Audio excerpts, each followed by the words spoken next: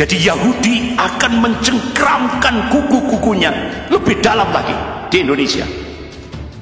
Targetnya 2025. Sekarang Indonesia angka kemiskinan yang sangat rentan sekali sudah 52%. Seluruh Indonesia. Penghancuran moral, terutama generasi muda Islam. Penghancuran militansi Islam, yaitu dengan gerakan Global War on Terrorism. Jadi Global War on Terrorism itu hakikatnya Global War on Islam. Makanya Donald Trump ketika selesai lengser, dia katakan apa yang dilakukan Cina dengan virus corona itu senjata biologis untuk mengurangi jumlah penduduk. Program depopulasi dunia. Ini virus corona belum selesai, sudah diciptakan virus lagi. Makanya nanti ujung-ujungnya kita dipasang chip. Inilah jahatnya Yahudi. Bismillahirrahmanirrahim. Rindu surga.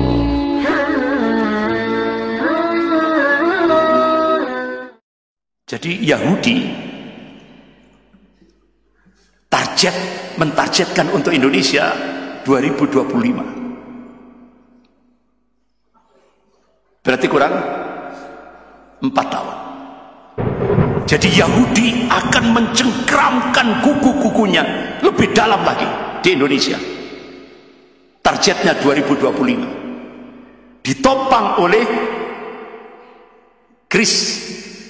Kristen Zion. Makanya Bapak Ibu kalau lihat di mobil-mobil itu, kalau pas di lampu merah itu di belakangnya ada Yahweh. Nah itu berarti dia Kristen Zionis Yahudi. Kristen beraliran Yahudi. Yahweh, YHWH itu Tuhannya orang Yahudi. Makanya di Indonesia itu kenapa kok disebut Kristen Zion? Karena kalau pakai Zionis Yahudi tidak bisa masuk, ya kan? Nah, itu. Makanya pakai Kristen Zionis. Yahweh itu hanya orang Yahudi. Nah, Bapak Ibu yang dirahmati Allah, bagaimana strateginya ini? 9 strategi. Tidak perlu saya ulang lagi, kan ini seringkali saya sampaikan. Tidak perlu saya ulang lagi. Jadi saya bacakan poin-poinnya. Ini 9 strategi untuk menyongsong 2025. Strategi pertama, pemiskinan. Jadi proyek pemiskinan itu proyek Pak diciptakan. Makanya Faisal Basri, ekonom UI, sekarang Indonesia angka kemiskinan yang sangat rentan sekali sudah 52%. Seluruh Indonesia rentan sekali. Jadi ini ditulis oleh Prof. John Perkin dalam bukunya An Economic Hitman. Kemudian penguasaan sumber daya alam, bukan rahasia lagi. Seluruh Indonesia. Penguasaan aset-aset ekonomi, hampir 80%. Penguasaan aset informasi. Pada masa Presiden Ibu Megawati, itu satelit Palapa dijual ke perusahaan Yahudi, Singtel, yang markasnya di Singapura.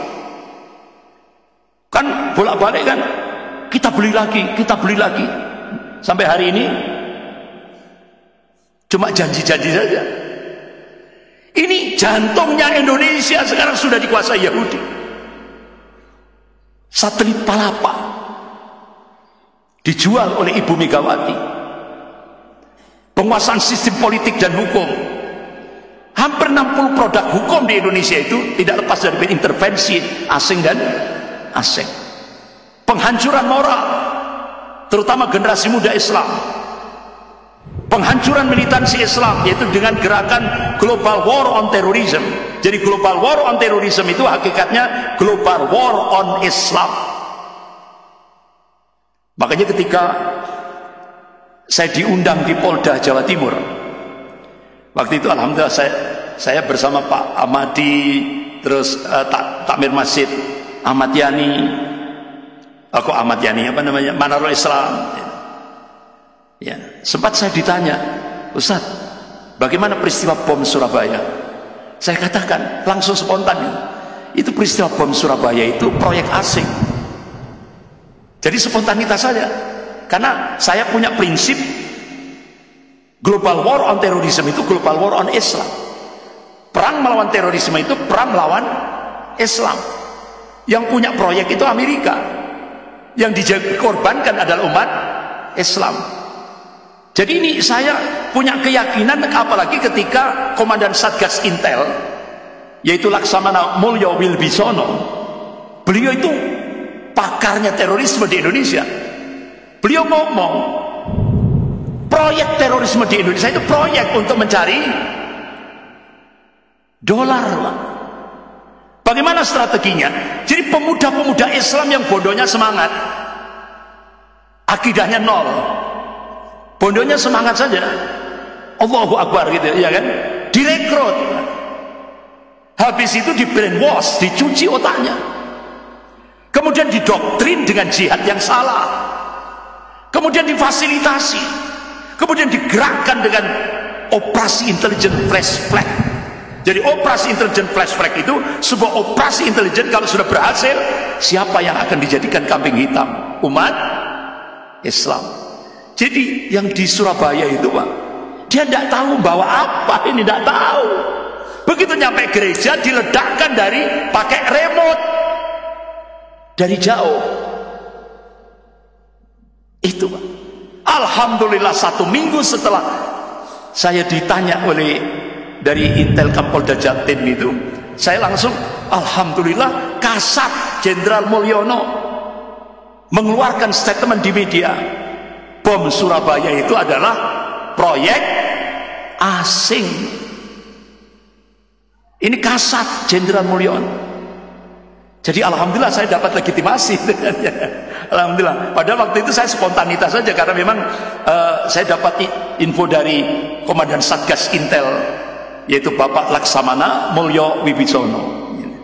Kemudian diislamisasi, konversi agama. Ini 9 inilah yang mereka akan melakukan sampai targetnya 2025. Coba ini sudah diterjemahkan. Jadi dulu itu bapak-bapak, ibu yang dirahmati Allah, tokoh Yahudi yang cukup militan itu Rothschild dan Rockefeller. Dia sudah mati semuanya dua-duanya ini. Nah penerusnya ada 2 lagi, yaitu Henry Kissinger dan George Soros. Ini yang sekarang mengendalikan dunia. Dia mengatakan kami adalah 1% penguasa yang mengontrol dunia Anda, presiden Anda. Jadi presiden itu dikendalikan, media informasi Anda. Kamilah yang memiliki sistem perbankan dunia. Kami adalah tatanan dunia baru dan berencana memperbudak seluruh populasi manusia. Kami akan membunuh 90% populasi dengan cara legal. Apa? Perang. Jadi perang itu diciptakan. Virus, wabah penyakit, vaksin. Ini sudah pola geraknya Yahudi. Silahkan duduk manis. Kami akan memulai perang dunia ketiga. Bapak-bapak, ibu yang dirahmati Allah. Jadi ini dipidatokan oleh Dr. Mahathir Mohamad ketika ada Islamic Conference di Malaysia. Beliau pidato, the Jews rule this world by proxy. Jadi Yahudi itu untuk menguasai dunia lewat proxy, boneka. Jadi boneka Yahudi mulai dari dulu itu semua negara imperialism. Dulu Prancis, Inggris, Uni Soviet, sekarang Cina dan Amerika. Itu proksi Yahudi. Makanya ideologi Freemason Zionis Yahudi itu seperti tombak bermata kembar. Tangan kirinya komunis Cina, tangan kanannya kapitalisme Amerika. Makanya Pak, di permukaan Amerika sama Cina itu seakan-akan mau perang. Tapi itu sandiwara. Makanya Donald Trump ketika selesai lengser, dia katakan apa yang dilakukan Cina dengan virus corona itu senjata biologis untuk mengurangi jumlah penduduk, program depopulasi dunia. Ini virus corona belum selesai, sudah diciptakan virus lagi. Makanya nanti ujung-ujungnya kita dipasang chip. Inilah jahatnya Yahudi, ingin mengendalikan dan menguasai, mengkontrol dunia. Contoh ini Pak, gerakan imperialisme Amerika. Coba ini, lembaga risetnya yang cukup terbesar di seluruh dunia di California, Amerika Serikat, itu karyawannya hampir 1.500. Tidak ada yang S1, S2, S3, semua prof. Tapi tugasnya melakukan riset di seluruh dunia Islam, kemudian bagaimana strategi untuk melemahkan umat Islam, dunia Islam, dan menghancurkan dunia Islam. Makanya kalau dulu yang paling getol itu The Asia Foundation dan The Ford Foundation. Makanya Bapak Ibu kalau buka webnya The Asia Foundation dan The Ford Foundation kaget. Kenapa?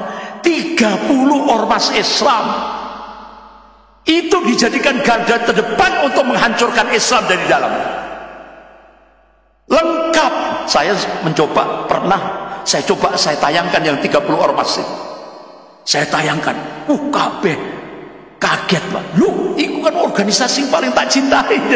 Ya Allah, ternyata dijadikan garda terdepan untuk menghancurkan Islam dari dalam. Lengkap Pak, nama organisasinya, tokohnya, alamatnya, berapa US dollar yang dia terima. Itu miris kita. Itu diungkap dalam webnya The Asia Foundation dan The Ford Foundation. Bahkan dakwah tauhid, ya, kita kan dakwah tauhid kan terus kita gerakkan. Yahudi bikin yayasan baru, namanya Live for All Foundation. Markasnya di Jakarta. Live for All Foundation itu untuk menghancurkan dakwah tauhid. Bagaimana cara mereka? Mereka menggerakkan dakwah syirik. Makanya di kota-kota di seluruh Indonesia termasuk di Malang diadakan bersih desa, larung laut, sedekah bumi. Itu bukan ya. Jadi dakwah syirik tapi bahasanya agak halus, agak elegan, membangkitkan kearifan budaya lokal. Padahal itu apa? Dakwah syirik. Ini digodok di lembaga riset dunia Rand Corporation. Nah sekarang kalau dulu liberalisme, sekarang Islam Nusantara. Ini hasil godokan ini Pak. Islam Nusantara. Makanya sampai di launching fikih Islam Nusantara. Ada 3 hal yang krusial ya.